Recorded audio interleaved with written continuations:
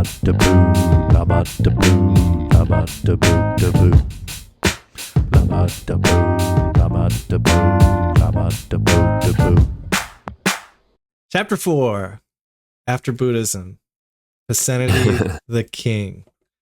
I'm not going to read the epigraph for this one, but I do want to, well, I guess I'll just say before we start, like, we've been having conversations earlier, Mitchell and I, about like these how we were going to do these chapters, because the way this book works, there's a chapter on like a person, and then there's a chapter on a teaching. Kind of, it's sort of like that. There's like a person, and then there's like lessons, and there's definitely lessons woven into the people chapters too. But I was kind of afraid with the Mahanama one that we wouldn't have enough to talk about, and I think I definitely have less notes on this Pasenadi chapter. But I think just overall, I think what I took away from this chapter was just a greater understanding of like what happens to one person's set of teachings, or can happen. You know, what forces impact those teachings and mold and shape them and change them over time, and like a greater respect for what I think was strategy on Gautama's part to keep the teachings intact and give them longevity over millennia. I mean, he's not the only person who had some things to say about life, you know, but for some reason we're still talking about his teachings. And I think that overall, I would say, I think a lot of what this chapter was about, even through the lens of the life of Pasenadi, was just about how did this make it all the way here, and what was Gautama doing at the time to try to ensure that, you know. I don't know. Any general thoughts about this section? Yeah, I mean, I definitely agree with all of that. I thought it was pretty interesting. Like, I guess it could be seen as kind of an elaboration on a lot of the themes that he's already introduced. Like, I kept thinking of the whole like notion of making an appropriate statement, like just in the sense of like one of the most interesting things that I found about this chapter, which is like the way that the Buddha sort of skillfully worked with social, political situations, you know, like didn't shy away from dealing with sort of like worldly situations, worldly concerns, like you're saying, sort of calibrating how to weave the Dharma into whatever the situation at hand was. I thought that was probably the most compelling thing about this chapter. And it also kind of made me think of like just the theme of like king or queen practitioner types. You know, that comes up quite a bit in Buddhism, actually. I mean, it's definitely in our, like, the Vajrayana tradition, like the story about how the first time the Buddha turned that third wheel of Dharma was in order to meet the needs of a king that he saw to be uniquely mature and like ready to kind of practice in the midst of a kingly life. So it's all, you know, interesting stuff. Yeah. I'm really glad we're working through this. Thank you again for doing this, because like when I read this the first time, I was like, I really want to talk to Mitchell about this one. And it's funny, like I don't know that I would ever like. It's funny, like I don't think that this is. Maybe I don't have an opinion. I was gonna say I wouldn't recommend this to a beginner, but then I started to think maybe this is the perfect book for a beginner. I don't know. What do you think? I could see definitely some things here would have been kind of helpful to know up front. Like, I think I would have benefited from knowing some of this up front, but the reason I'm kind of glad I didn't read it at the beginning is that just personally, I don't think this would go for everybody, but I kind of think it would have dissuaded me from being as sort of like fervent and diligent as I was at first, like almost desperate, I would say. I think personally for me, I kind of needed that at least in the first phase of my Dharma life. I kind of needed that, like, just like I've got to, like, you know, eat the whole plate of food, so to speak. And I feel like if I would have read this at first, it would have been like, oh, all right, well, maybe like, like I, daily life is practice, and I don't know, like, Yeah. Yeah. but I kind of actually think I would have just read it and been like, no, I mean, I got to get into like the heavy stuff. Like, I was just, that's just kind of where I was at. But I find this very refreshing now, for sure. Yeah, that's an interesting tendency though that you point out, because I think that if we probably explicitly talked about that before, but I think that's just a very concise way of talking about, I think, what I have recognized as a dynamic in our Western pedagogy of this material that I don't think in general we're paying enough attention to. And what I mean is that desire to get to the heavy stuff, like I think most people want to get to the really good juicy material, but that good juicy material is right there in your first meditation lesson, and Absolutely. I kept missing it because I wanted to get to the next big practice or the next book or the next whatever. I mean, it's really, I think there has never been a civilization that is more primed to keep looking for the next thing. I mean, it's like we're swiping Dharma, like I think a lot. I think we really need to be aware that that's what's happening now. And that's part of the reason why I've come to the place where a lot of the things that the Dharma Center I learned at here in Columbus that are just kind of regular offerings for everybody, I'm swinging to the side where I think a fair amount of that shouldn't be available to everybody, because we're just offering so many different practices that people think they should go to them and do them and try them all. And I think it becomes, we're not putting enough focus on this side of it, which is that like the Dharma is yours and it's in your life. And if you need to find that first, and I think particularly with big, shiny ritual practices, I think that really quickly turns into like to Dharma scrolling, Yeah, I totally agree. I think for me, one of the big takeaways of my pursuit of Dharma practice in all the complex forms has just been that, in fact, it's all in the basic, simple stuff. I mean, even the elaborate stuff is fundamentally founded in the essential, simple messages. And like, actually, as we know, like the sort of most profound teachings really are like simple. It comes back to basics, really, truly. I mean, and I feel like skillful teachers communicate that from the beginning. It's just that we kind of don't listen. But you figure it out eventually, I feel like,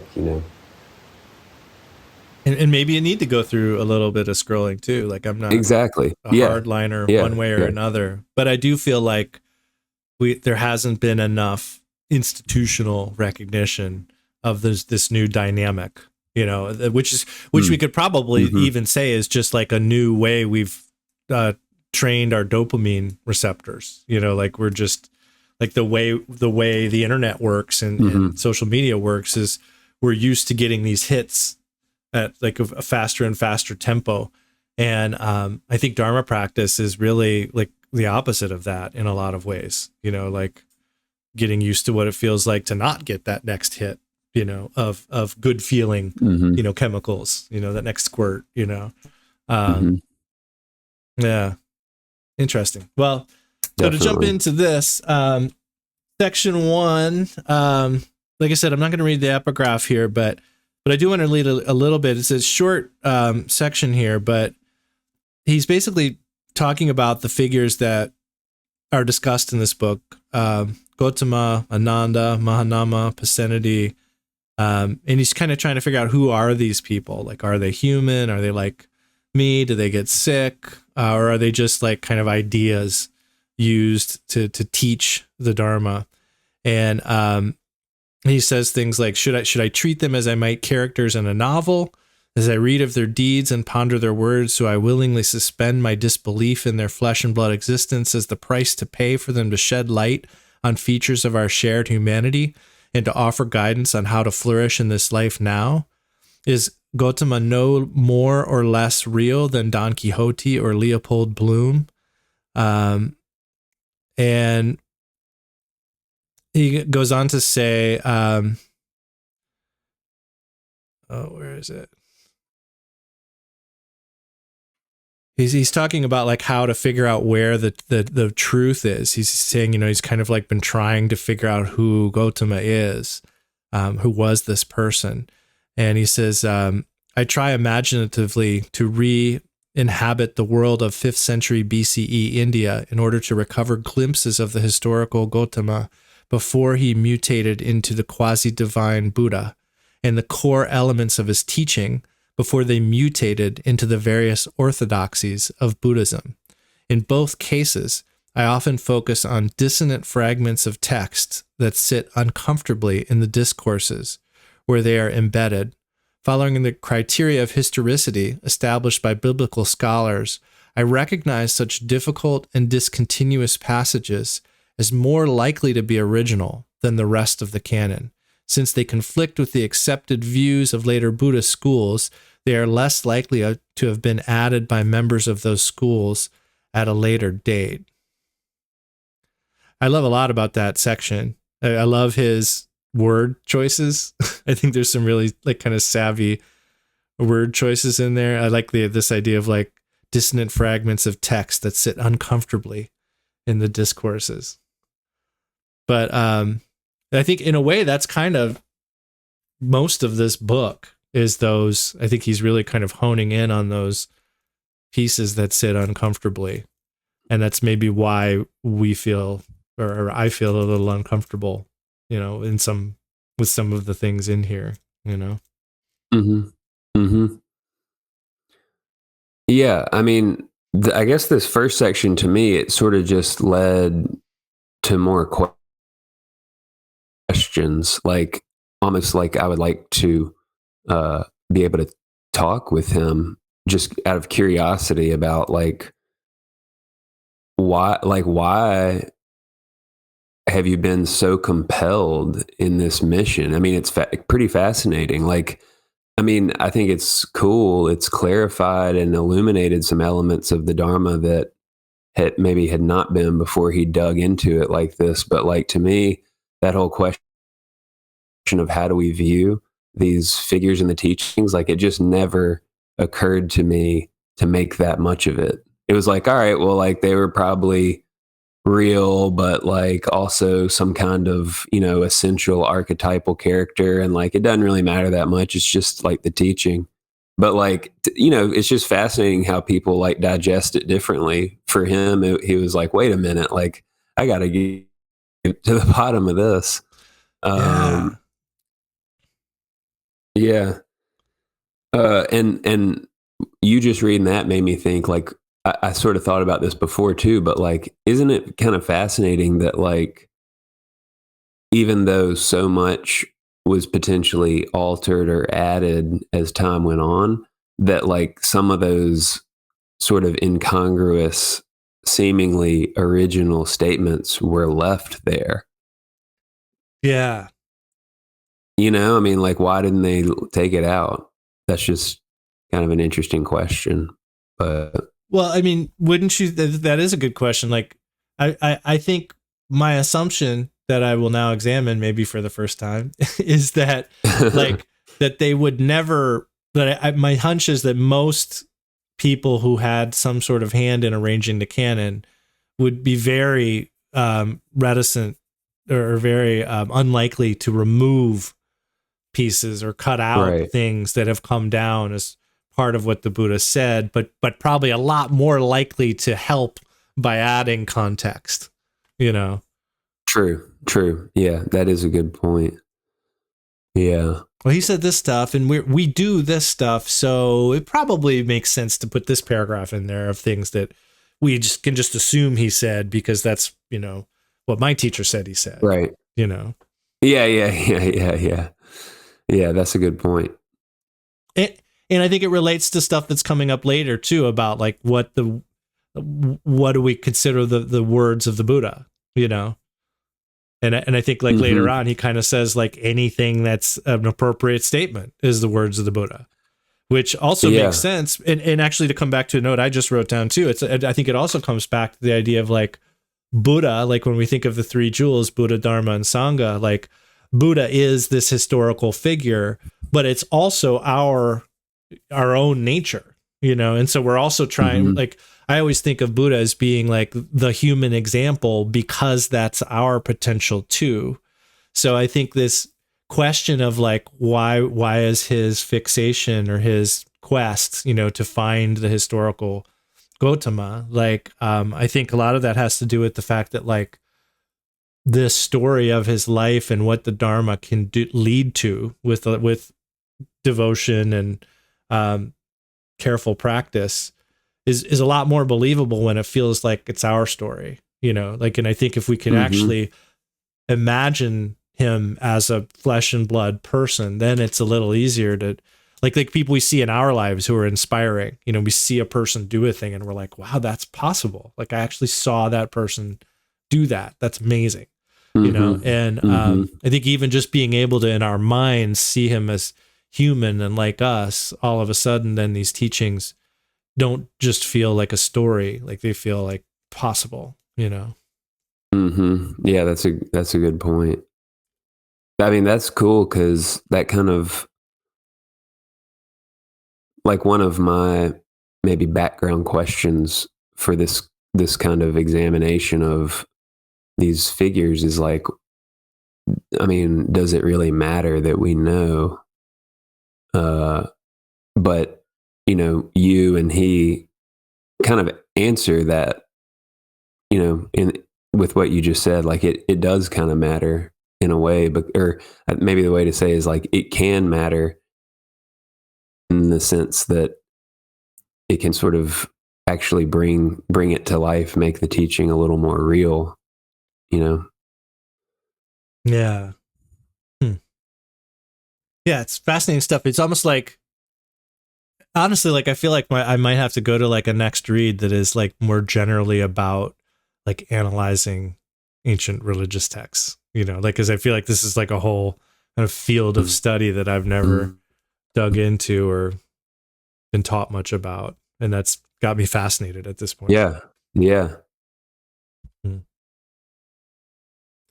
Yeah, for sure. And it goes on here to say the tensions between Gautama and Buddha and between the Dharma and Buddhism may have started during Gautama's lifetime. I think that's just an interesting sentence too. The tensions between Gautama and Buddha and Dharma and Buddhism. The discourses themselves provide ample examples of how Gautama was transformed from a human being into a quasi-deity, and the Dharma was transformed from a practical ethics into a metaphysical doctrine. The texts that make up the early canon cannot therefore be regarded as sharing an equivalent antiquity, but need to be understood as products of the doctrinal and literary evolution of a tradition that took place over at least 3 centuries. And it just occurred to me yesterday too that like this was all oral tradition time, and it's probably worth saying now that I think we have, as a coming from a non-oral tradition kind of culture, I think a lot of times we discount the authenticity of oral tradition. But I've also heard plenty of people say that, you know, that was their only way of doing it. Then they weren't writing this stuff down, so they are actually quite good at memorizing and reciting things. So I don't just automatically discount it because it was an oral tradition, but 300 years of repeating stuff and refining the teachings and Right. A lot can happen in that amount of time. Yeah, yeah, absolutely. And it's kind of crazy, uh, just to kind of consider that, like in the whole scope of uh, how long what we now call Buddhism has been around. Uh, like the first 300 years, retrospectively, feels pretty short. It's like, oh, like, but once you really think about 300 years, like that is a long time. Yeah. I mean, like even one's own individual lifetime, a lot can happen, you know? Yeah. America isn't 300 years old. Right, right. You know? Exactly. Yeah, yeah. It's crazy. Wow. Have you seen you ever see those pictures of the Greenland whale? Do you know about those things?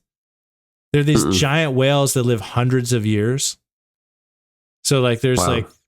like I almost don't believe it, but like and I saw it on the internet, so maybe there's a good reason not to believe it. But I think there are these whales that live like hundreds of years in these icy cold waters, and so Yeah. I was just thinking. I mean, that's definitely a little digression, but I was just wondering, like, are the Greenland whales 300 years old? Right, right.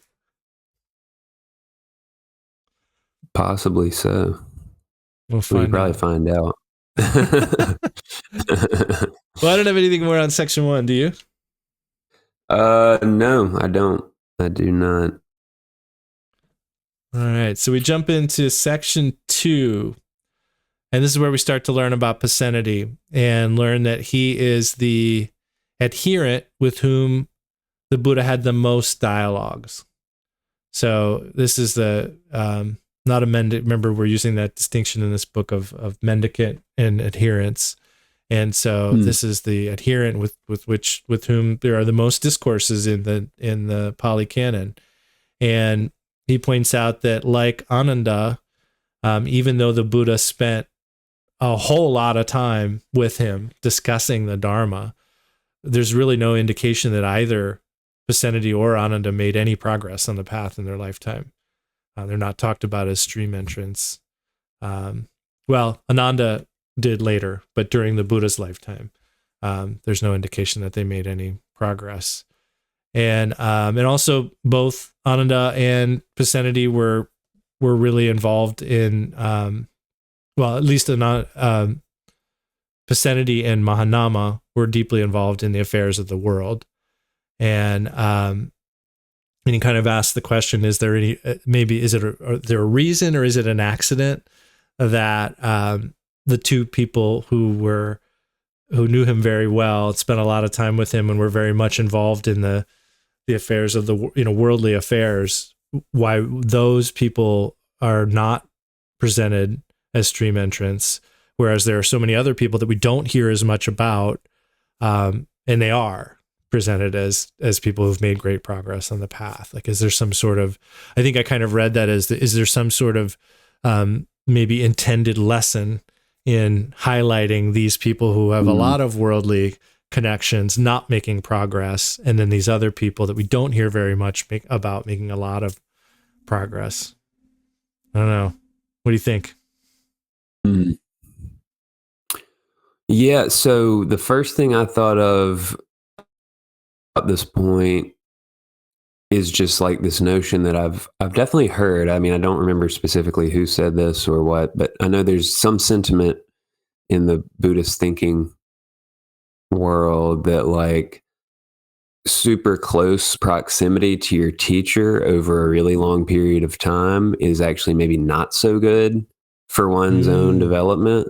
Like, I kind of took it to be more of a case like that. And I don't know exactly why that is thought to be the case, but I could see it kind of being like at a certain point, maybe one would feel like simply being in that position and serving and being involved with the business, so to speak, of that whole situation, maybe was like meaningful enough to where maybe they weren't making as much effort to like strenuously apply the Dharma to their lives, so to speak, because their lives seemed in a lot of ways to be obviously connected to the Dharma.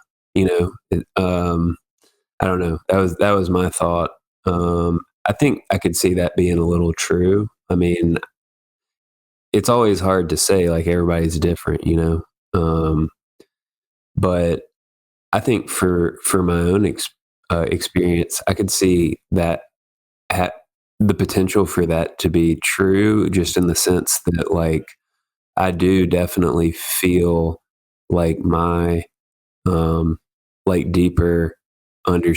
sort of deeper personal understanding of the Dharma took place after I got some distance from all of the formality and all that kind of thing. So I don't know. And that's interesting. If I could dive in a little bit on a personal angle, because I did not live at the monastery as you did with our teacher, Khenpo Carter Rinpoche. Mm-hmm. So I'm assuming you probably saw him pretty regularly up there. Mm-hmm. What? Yeah. Can you say a little definitely. bit about that? I mean, I'm sure it wasn't all interviews and prostrations, but like, Right. Yeah, I mean, I think that I was personally fortunate, and I guess we all were, that like just maybe because of Rinpoche's age and the amount of reverence around him, like he wasn't like a super involved public figure. I mean, it was still pretty mysterious. Like, I mean, he obviously taught a lot still, but it was mysterious in the sense that, like, he spent most of his time in his quarters in his room. And, like, it was like the rare kind of amazing moment if you happen to see, like, if he was coming to have lunch in the dining room and, like, that walk across to there, it was like everybody was paying attention because it didn't happen all the time. So I feel like, that question might be a little bit better posed for this discussion to someone who was around like during the 80s or something, when Rinpoche really was just like Lama Kathy would know for sure. But well, so I guess for me, my personal feeling about it is that my time sort of came to an end before I would know exactly what it would have been like to be there all the time. Like, for me, it was pretty special, and I don't think it. Like I do. I guess the other conversation here is that there probably is some definite value in serving your teacher and being around them, and like completing tasks to help their kind of teaching agenda unfold and that kind of thing. But then maybe also there's an appropriate limit on that, but again, everybody's different. Maybe some people are sort of inclined to spend an entire lifetime in that situation. So I don't know, but for me, I guess my there was just like a progress to different phases of a journey, I guess. But just like day to day, like, I mean, so you would see him walking to the dining room. Yeah. So okay. So like day to day, let's say, I mean, the true day to day, you frequently just wouldn't see him. But like, let's say like on a teaching weekend, that kind of day to day, then you would see him like come downstairs for the teaching and maybe walk over to the dining room if he was feeling good that day. But I will say that like one of my kind of most special enduring memories of that time was that so I worked in the bookstore at KTD for Peter, right? And Peter's wife, who very sadly has passed away now, if I understand correctly, Maureen, passed away. But,, so, I was kind of close, I was obviously close with Peter, and then And I don't remember how all this came to pass, but like, you know, Maureen at a certain point understood that it would probably be really meaningful for me if I got to help her serve Rinpoche's lunch, because when he didn't come to the dining room, she always cooked for him and like took him food on, you know, like a tray with like, you know, very nice silverware, whatnot. And she would sometimes let me be the one to like carry it up there to him. She would kind of come with me, but like she stopped at the door and she would let me walk into his room and like, you know, set it down. And I did that quite a bit.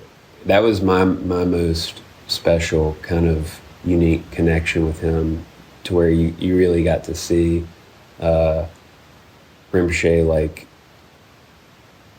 in kind of like an ordinary situation. Like, you know, he wasn't teaching. He was like usually in his recliner with his shoes off, kind of just relaxing. And like to walk into his room on just like a normal day and like set the food, you know, I'm like really nervous and just kind of like trying to be so careful.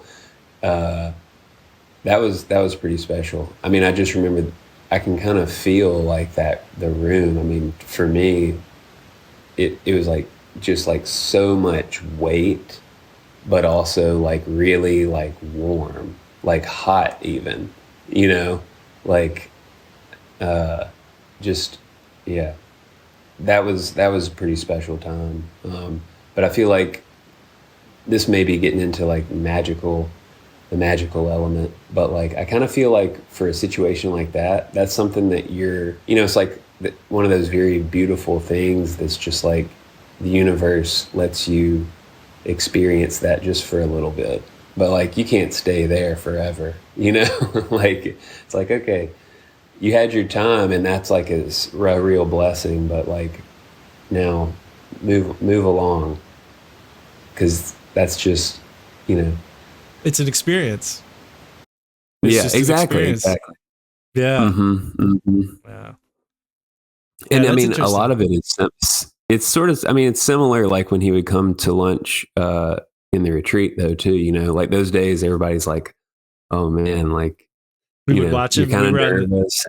We ate on the bottom floor, so the windows were kind of up high, and then they were at ground level, and I remember we could see him like walking. He's like, it's just like waist down, like his feet in the cane as he would be coming. Yeah.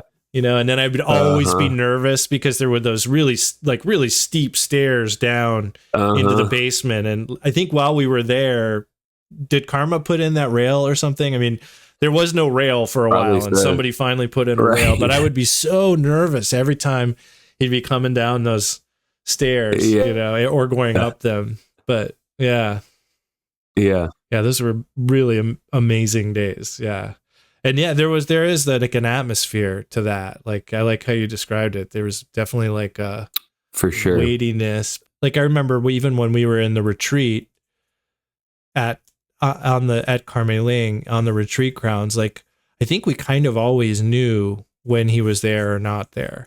And part of that was because we would ask, or our retreat master would tell us, you know, Rinpoche is at KTD today, or he's traveling here or there. But like, I feel like I always kind of knew, you know, when he was in residence or when he was at KTD or somewhere else. And like, obviously, like, I think I kind of like was excited when he was there, you know, I like kind of felt that even though he was not in our retreat house, but somewhere else, you know?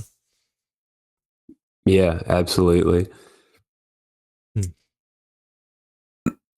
I was just thinking, like, I knew there was something in this chapter that kind of reminded me of Rinpoche, and I was going to maybe go ahead and say it while we were on the topic of him, but it might be better to wait, actually. And it's toward the end, so we'll bring Rinpoche back up later. Okay, yeah, and we can talk about Rinpoche anytime. Love it, and I'm sure there are listeners who appreciate it. So if this is not your bag and you skip through this, that's fine too. But we love our teacher.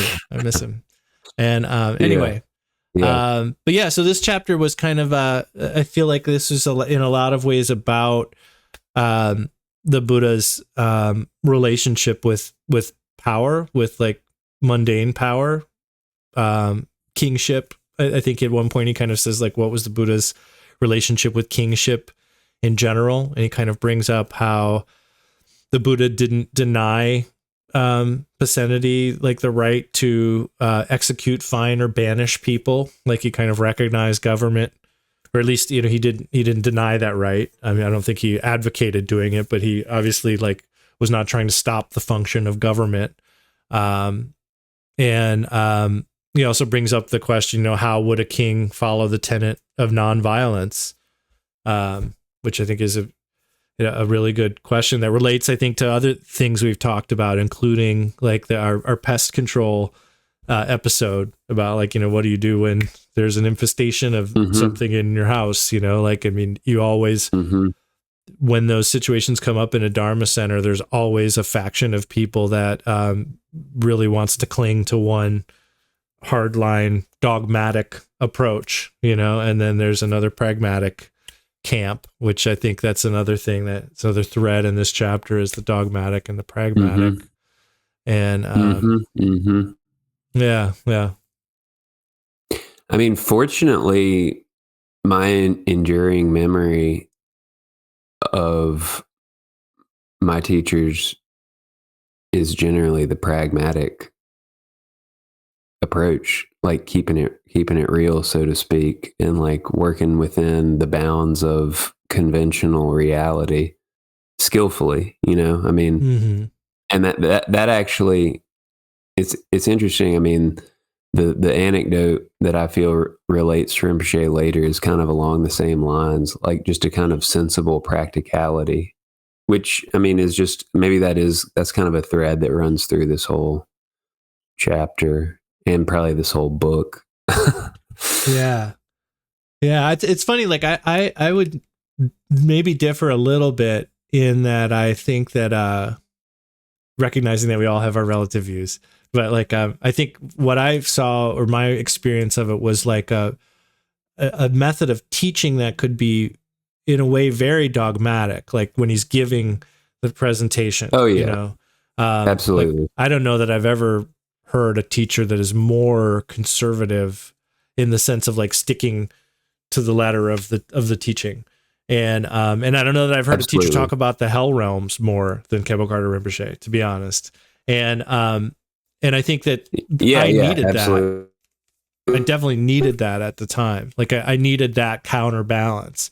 But at the same time, when people would have questions, or particularly me, when I had questions that were, I guess, inviting, like maybe inviting is the wrong word, but if I had heard some sort of teaching that was dogmatic or conservative and recognized that I was not able to live up to that teaching, or there was some impediment at that point in time for me to practice in that way, he was always compassionate and pragmatic, you know? So I think maybe there's something there to be learned too, that his like, his public delivery would be quite conservative in his general message, but his specific instance messages. So yeah, I mean, that's kind of like maybe the way dogma and pragmatism should work. You know, it's like, this is broadly what we want to do, but then let's look in each, individual instance or at each person and see how they can apply that, you know, and how it fits them where they are.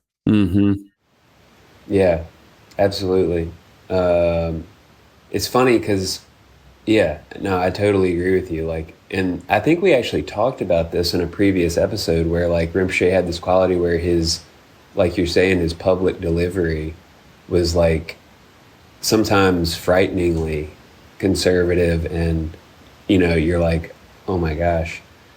And then, but then, like you're saying, in private audiences or smaller groups, or like when he's presented with a real life scenario that you would think he would answer one way, his answers were frequently very like liberal and generous and surprisingly matter of fact and practical. Like, I mean, he's said for us to, I mean, you know, the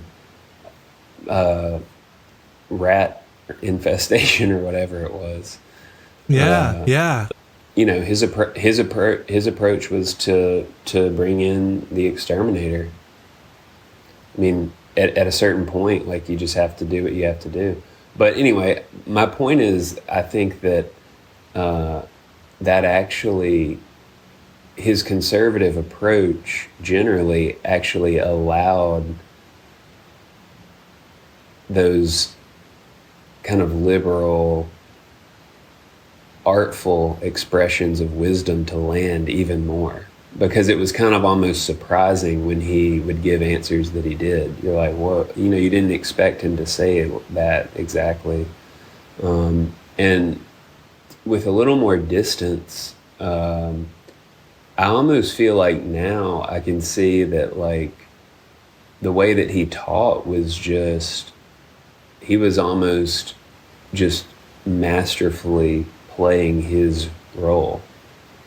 You know what I mean? Like, he was the by the book perfect Buddhist monk who no one had really ever said anything bad about or critical. He was perfect his whole life in conduct, and sitting on the throne of this very elaborate monastery, just week in, week out, delivering the by the book absolute Dharma message. You know, like, he was just playing that role almost, in a way. I think he kind of managed to do it like as play, even though it was very serious, you know, which that can't be an easy role. It's interesting. I mean, some of that may just be my own making it up, but anyway. Yeah, I love it. Yeah. That's interesting. I'm glad we were able to weave that into this chapter. Another thing that comes up here, I think we always talked about doing an episode on the skandhas, or the heaps, but he introduces that concept in this chapter in talking about in a discourse where he's kind of referring to, like, the regal self. You know, he kind of asks, I forget the section, but he's basically asking, like, do we have control of ourselves? You know, can we tell our body, command our body to be healthy? You know, and in fact, we realize that, like, we always think we're in control of ourselves, but we recognize how many ways we really aren't. And we actually, this idea of this regal, or like controlling self that rules over the constituents, which we would call, like, the heaps. And just briefly, like, those are feelings, or form, feeling, perception, formations, and consciousness. And so just to try to put that in a quick explanation, like, forms would be like anything we encounter. So we have a sense in that moment of form that we're encountering something in our experience. And then that has the second heap, which is feeling. So it has some sort of tone of positive, negative, or neutral. And then, we should say pleasant, unpleasant, or neutral would be like the feeling. And then the perception, Trungpa Rinpoche calls it perception/impulse, which I think helps explain the difference between feeling and perception. Because if we meet something that's pleasant, our impulse is to pull it in. And if we meet something that's unpleasant, our impulse is to push it away. And if we meet something that's neutral, the impulse is just to not really pay attention, to tune out. And so that's what we would, I think, is traditionally called perception. Trungpa calls it perception/impulse. And then formations is kind of putting it in a box of what it is, you know. So once initially, which is an interesting thing, like, initially we just kind of experience the feeling, and then there's that impulse, perception that arises, and then we kind of call it what it is. And then consciousness weaves it into a story, you know, like this thing. So if we meet with traffic, we see a bunch of cars, it feels unpleasant. We decide we don't like that, you know, we feel aggressive towards that situation. Then we call it an inconvenience, you know, and then we recognize consciousness is like, you know, I hate when these things happen, you know, because it's happened before and now it's part of a story. And And so those are considered, I mean, we could do a whole season probably on the skandhas, or at least an episode, but that's in a nutshell, I think, how I would describe the skandhas. And so the idea is that like we tend to think of those 5 separate things as a self, or I think in this analogy, something we can rule over and control, when in fact we in many ways are not in control of that. Yeah, like I really liked how at one point in here, I think he refers to the skandhas as like our psychosomatic constituents. I thought that was really great. But then, so here's like another like nuance kind of idea that I had about what he's saying. Like, I think that's really kind of cool may not be the right word, but like kind of liberating, practically useful view. Like, the fact that we're not really, we don't have rulership over those things in the sense that we can just control them and command them. That's good. That's like useful knowledge, because it's like, if you look at it, it's pretty obviously true. But then I was just thinking about how, like, there's so many texts, like at least in the Vajrayana and maybe like the higher, like Mahamudra, Dzogchen type teachings, where like that kind of like nature of mind awareness is sort of like penned and described with overtly like regal imagery, like the king and queen of awareness and that kind of thing. And it just got me thinking about how like there is a way in which we are that ruler of our experience, but it's not really through controlling relative phenomena. Like, it's not through controlling experience, but it's like our control, so to speak, is the ability to remain within awareness no matter what's happening. That's like the real royalty kind of position. I just thought that was, kind of worth mentioning. Yeah. I mean, and I hear that kind of as like, rather than trying to actively influence or change or control, just the Mahamudra approach of resting in awareness and compassion, resting in wisdom and skillful means, being compassionate with the situation and recognizing its interdependent nature, which is not necessarily an active, I mean, can be, but it's not. I think it's the practice really there is to observe and have compassion in the heart of what's going on. Yeah. Yeah.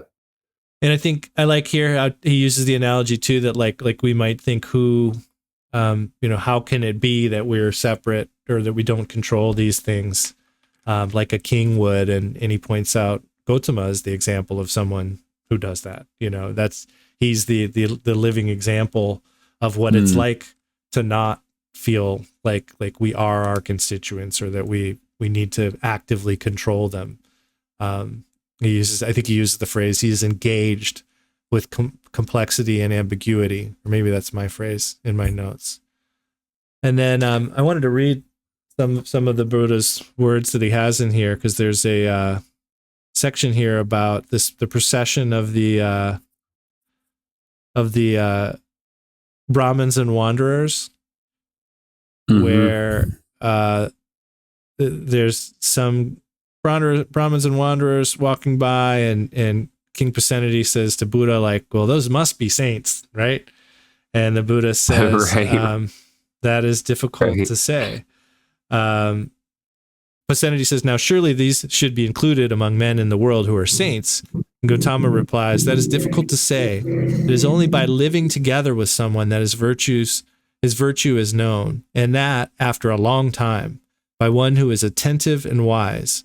It is only by dealing with someone that his honesty is to be known. It is only in witnessing him face adversities that his courage is to be known. It is only through discussion with him that his understanding is to be known.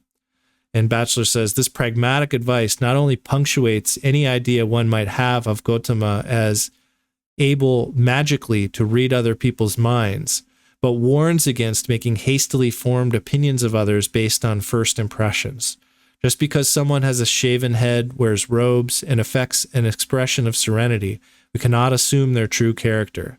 Conversely, no matter how enlightened someone may be, it takes time, attention, and discernment to take the measure of another person. Good stuff. It's also kind of funny, like it ends up being him like playing a trick or trying to on the Buddha, like he planted those people or something. Yeah, they were his like guards or spies or something. Yeah. Yeah. So, but I mean, then he kind of steers it into being an insight about how skillful the Buddha like dealt with those things, because I mean, or just how skillful he dealt with, I guess, a person who was ultimately like really powerful and had the ability to either help or hurt the efforts to have the teachings alive. I think that the implication was that the Buddha might have even understood what was happening, and he just responded in a way that was like sort of just like left it all, able to play out or something. Like it was a little bit of a like non-committal answer that still taught something, Yeah, there is I wrote down like we also see here how the Buddha deals with powerful and fickle characters, which I think were his adjectives in the book. But there is a lot of this chapter, like maybe another way to describe the thread of this chapter is like the Buddha teaching in ways that were not specific and like dogmatic. I mean, he's teaching in ways that are like that bring you into the uncertainty of the situation, as opposed to like a lot of cases here where people are looking for a clear answer, a specific answer, and he kind of gives you the the groundless answer that's actually needed. Yeah.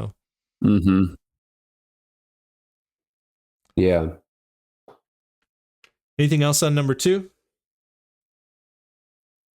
No, I don't think so. So that takes us to part 3.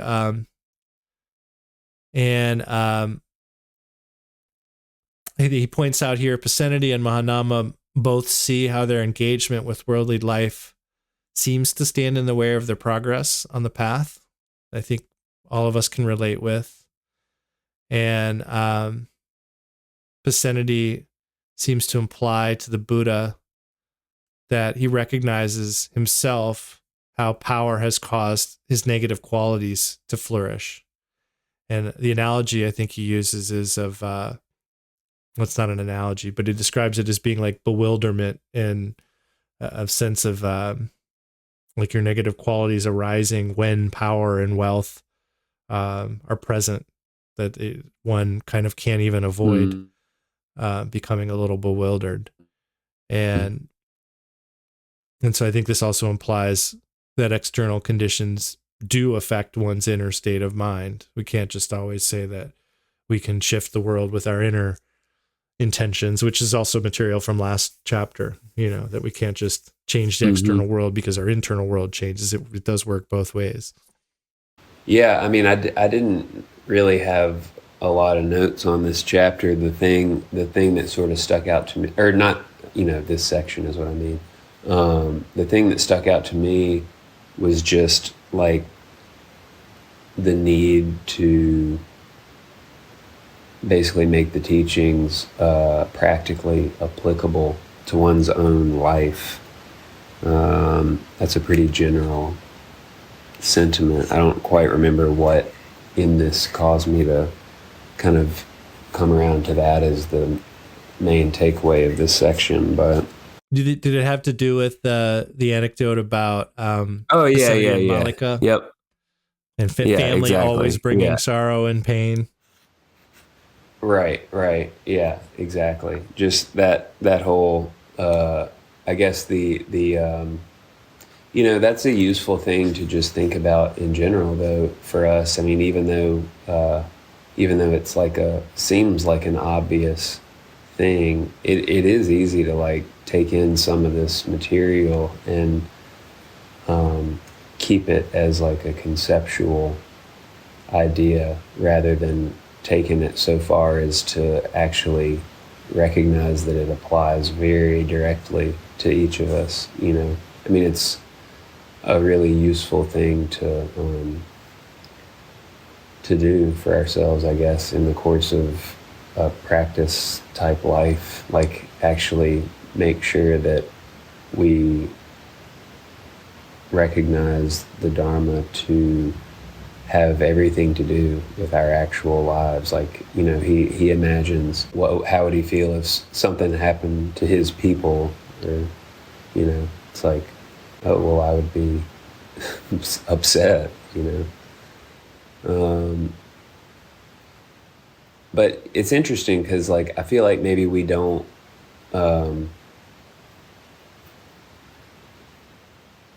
sometimes maybe we don't connect those very simple, everyday instances of experience with the Dharma. Like, I mean, we think of the Dharma as being this very elevated kind of teaching, like, elevated spiritual teaching or whatever. And so it's easy to overlook how the main message of it has to do with just like those very simple everyday things. Like, you're upset if something that you're attached to and you care about is harmed, yeah.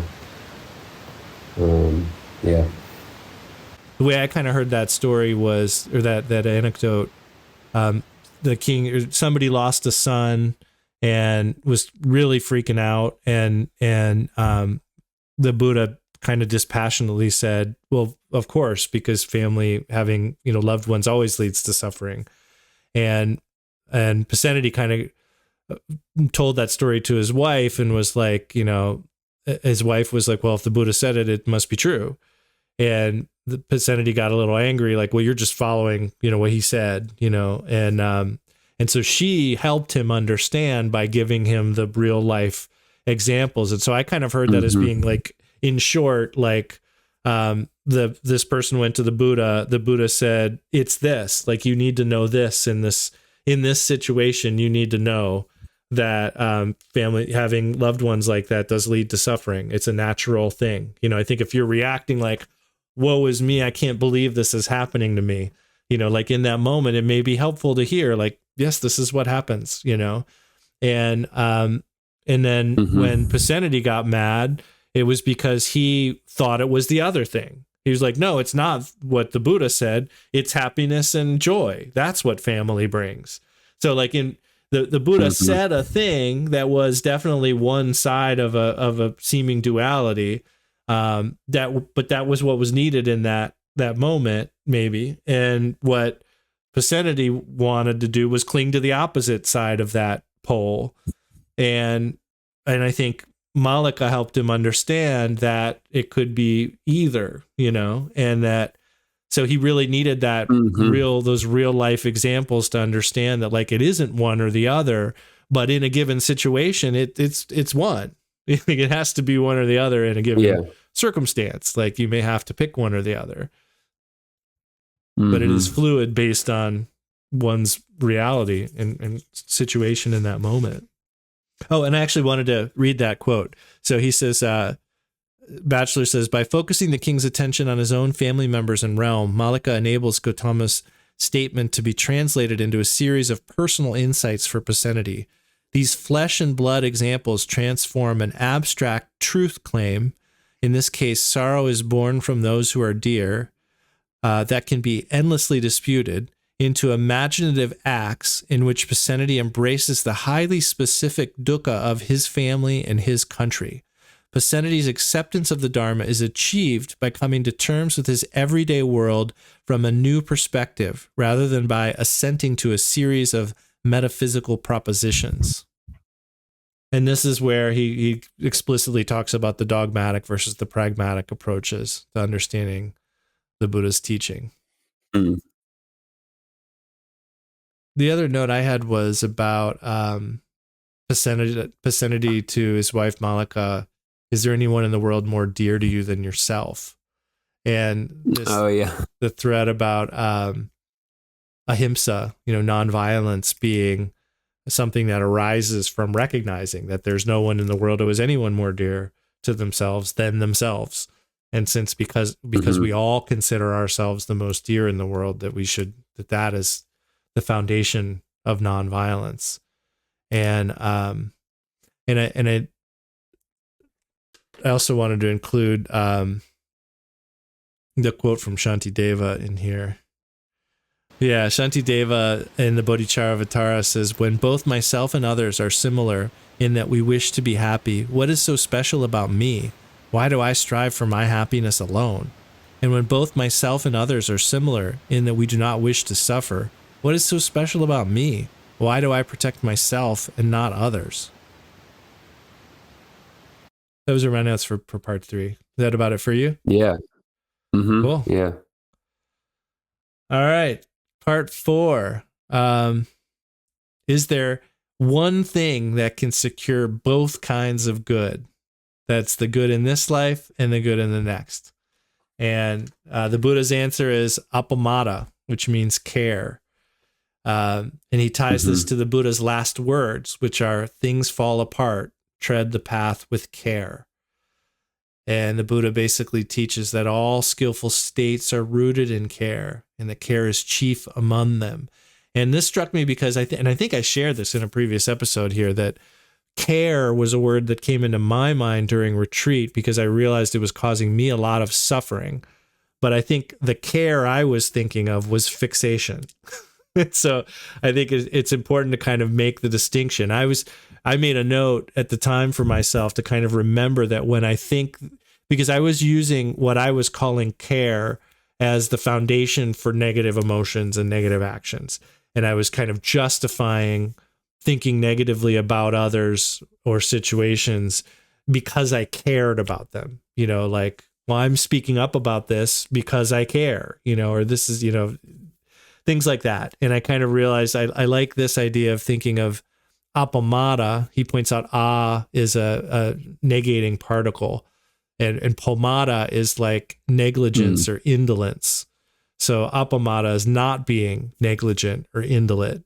And it implies both being vigilant, careful, and being caring. That's an interesting sentence too, how he talks about it being both careful and caring. So it's vigilant, and it's also looking out for others.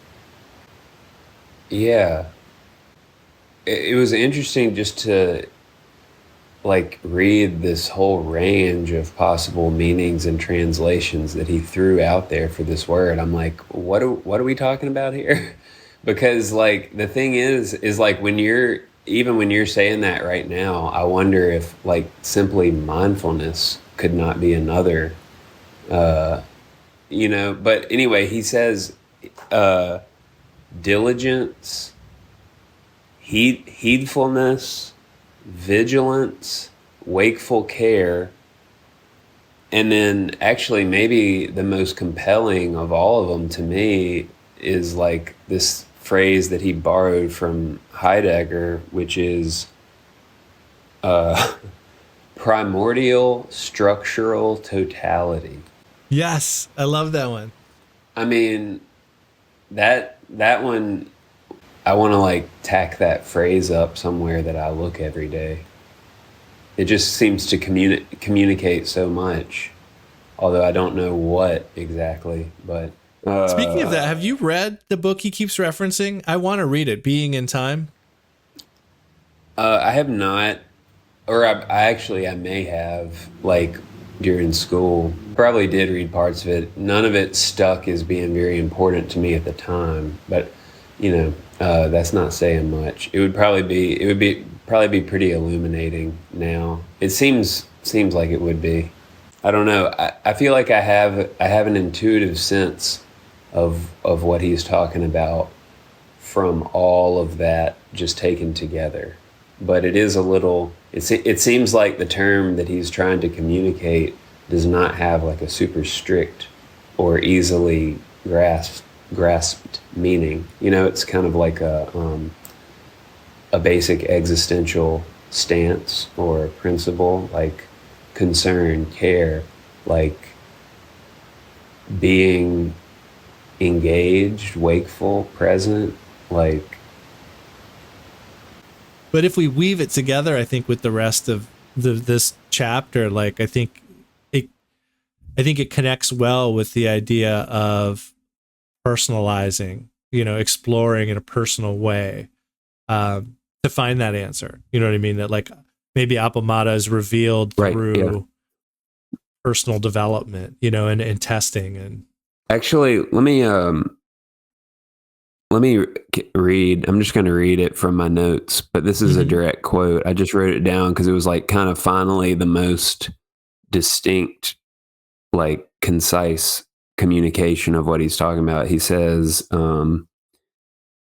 at some point, he eventually says, a careful, lucid, and contained caring for one's own condition as well as that of others. And then also the overarching perspective of one who practices the Dharma. Which, I mean, that's kind of helpful to me because, I mean, it's like we're talking about a basic general attitude rather than like getting down in the weeds of details, you know? Yeah. Yeah. Yeah. This is not a term I'd heard before. And I really like this. The other thing that I wrote down that I found particularly entertaining is this idea of mental, emotional incontinence. Did you hear that come up a couple times? Yeah. Now that you mention it, because the first time it went past me, I was like, "Did he just say incontinent?" Like, and I think I only think of that in the pee context, and like, so right. That was just a really good way to put it. This idea of like we're usually. I think the quote I wrote down is, we keep getting swept away by habitual impulsivity and acting against what we have carefully judged to be in our better interest. And, right. And that's sort of like an incontinence because we're not in control and we just, we just let it go. Yeah. Yeah, that is interesting. And then he uses the words of both Paul from the Bible and Shantideva to point out that, like, both in Christianity and in Buddhism, the pomada, that sort of incontinence, that mental and emotional incontinence is vilified. Like that is how we talk about Mara, and that is how is seen as sin in Christianity. Yeah. So like, care, he says basically like this notion of care is like the opposite of that. And it arises when pomada is eliminated, care arises. So I think that also gets at sort of the idea of like when we think of the Tibetan sangye as the word for awakening, when we purify away the apamada, what flourishes is when we purify away the pomada, what flourishes is the apamada. That's like what's naturally there, I think, is the implication. And I think I wrote down here, I don't think this is in here, but I wrote down care breeds care and care teaches others without need for words. So like care is something that we can kind of teach just by our, like, I think that's probably best taught to relate back to what was said about like, how do you know someone's a saint or not? Like care is best taught just by, being careful.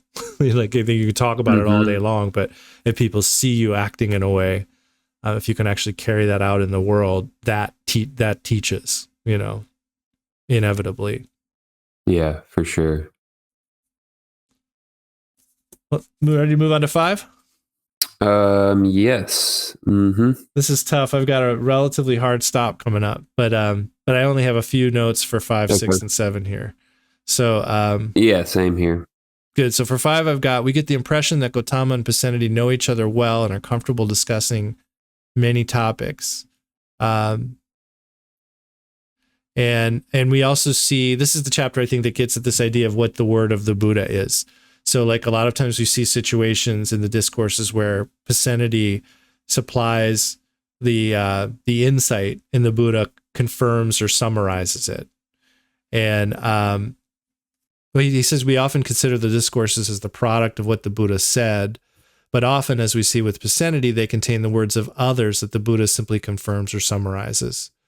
And with Pasenadi, it's interesting because it's actually someone who isn't even a stream entrant who is supplying the insight.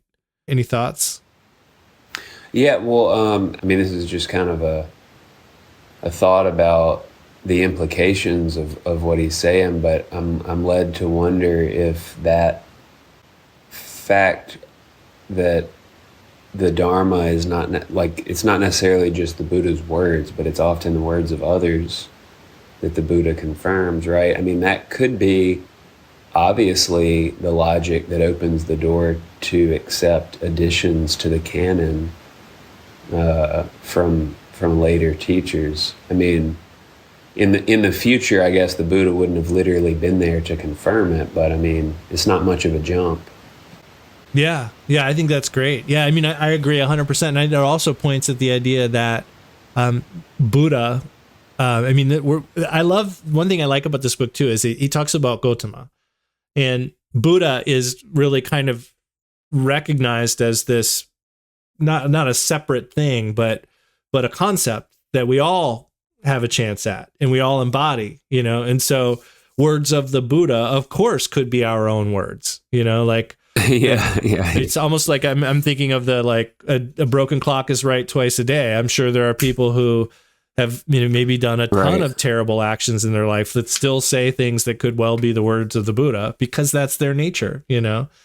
And the quote here that I found, it's while the Buddha is generally assumed to be the author of the discourses collected in the canon, on numerous occasions like these, he simply witnesses and affirms the words of others, even as in this case, those of a worldly man who is not even recorded as becoming a stream entrant. Thus, the word of the Buddha, Buddha Vachana, is not equivalent to the word of Gautama. The discourses that make up the different Nikayas are all regarded as Buddha Vachana, but not all of them are spoken by Gautama. The word of the Buddha, therefore, refers to whatever is well said, to any utterance that accords with and supports the practice of Dharma, irrespective of who utters it. Mm-hmm. And in a chapter, or this part wraps up pointing out how Pasenadi often has to use violence and means that may not seem to accord with nonviolence. And we see how the Buddha, as we mentioned earlier, like sometimes teaches in ways that are indirect or, you know, kind of the groundless style of teaching rather than saying like, you know, you shouldn't kill people. It's like, that's too simple. Right. For a leader of many people in government. Yeah. This was actually the part that kind of made me a little bit think of Rinpoche and how he taught. I mean, it's not exactly the same, but it struck me as being similar in the sense that, like, I feel like he would frequently respond in ways that simply led one back to Dharma. So that, like, he may not have given you a straight answer, but he did just put your mind back on the Dharma. So then it's like, okay, well, I'm just being guided to kind of make my own decision based on Dharma. Like, you know, it's like, I'm gonna like kind of bypass your question and just bring the Dharma back up. You know? Yeah. Maybe in that moment, maybe we're too fixated on, you know, the specificity of the moment. And in that moment, we actually need to zoom out a little bit. Yeah. But yeah, I mean, that's really all I got on that section. So. Okay, cool. Yeah. Part 6. I want to read the first paragraph here. Batchelor says, as comforting as it may be to imagine Gautama as a man far removed from the cares of the world, wandering along the dusty roads of the Gangetic Basin, accompanied by his saffron-robed mendicants, stopping regularly to deliver inspiring talks on the Dharma, and passing much of his time meditating quietly in forests, The story that we can piece together from the canon presents a far more complex picture. Here we have a man who was intimately involved with the most powerful political figures of his time, many of them brutal, unreliable, and unpredictable, who had to be kept sweet so that Gautama could realize his project of establishing the Dharma and the community in this world. That he succeeded in this delicate balancing act for more than 40 years is a tribute to his political instincts and social skills as much as his enlightenment. I never thought about that ever before this, but Yeah. wow, is that true, Right. Absolutely.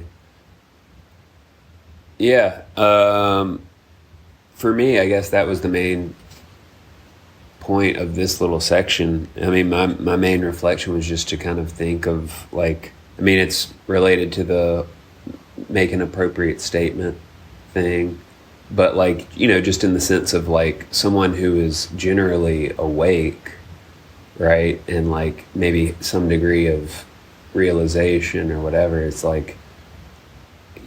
do, it strikes truth for me that such a being is able to skillfully work with whatever situation, worldly situations as well. It's just for them, it's just skillful means, right? It reminds me of Trungpa a lot. It's he was just okay, I can just use whatever means of communication, and no area of life is out of bounds for me to jive with, basically. And I mean, here we, worldly tact and ability and skill, it's it seems right on that someone who is spiritually awake would have no problem doing those things. I mean, it kind of makes sense to me as practitioners for us to kind of, conceive of our own lives as models for that development as well. After a day where we have a good morning practice session, let's say, and we've kind of done the things we need to do to be in the right place. For me, I remember that those would be the days where, when you were at work, for example, it's easier to talk to people and you're ready to engage. It's when we take care of ourselves, we do the things we need to do, then it's you are a little more on the dot, and it's easy to talk, it's easy to move from one situation to another, it's easy to think on your feet. Those are, I feel it's, it's some kind of a similar thing is what we're talking about here. It's you just got to be ready to engage. Yeah. That's a good point. Yeah. It's funny, we may not be leading nations, but similarly, when we can be centered and grounded and compassionate, when we can have appamada as much as possible, we're more skillful. Yeah. That's all I had for part 6. And part 7, part 7, it's really kind of just the story of the last days of Pasenadi, and I don't really have any comments on that, although of course I hope our listeners are reading along too, and that you do read that part. But I don't know, any thoughts on any of that? I just wrote down, my only note for part 7 was okay. Yeah. It was definitely I will say this, I felt, I think one really maybe literary nice thing about this book is even though we're only getting these little chapter glimpses into these people, I'm moved, at the last meeting of Buddha and Pasenadi. And it's, we're talking about a lot of different stuff, but still when we get to that last meeting, I'm getting emotional now thinking about it. It's I'm really moved, and so I think he did a really good job. I mean, this is just a really great, I love this book. And that's one of the reasons I love it, is for sure he's able to accomplish so many different things, including just connecting with the humanity of these people, Yeah. That's a great point. Yeah. I think that's a nice note to end on. Yeah, me too. Right on. Well, thank you. This was, I've got a lot of insights from you today, and I hope our listeners did too. And I love getting to talk Likewise. about Rinpoche. So, Yeah. all right. Well, I'll see you next week. All right. Later, Bye. y'all.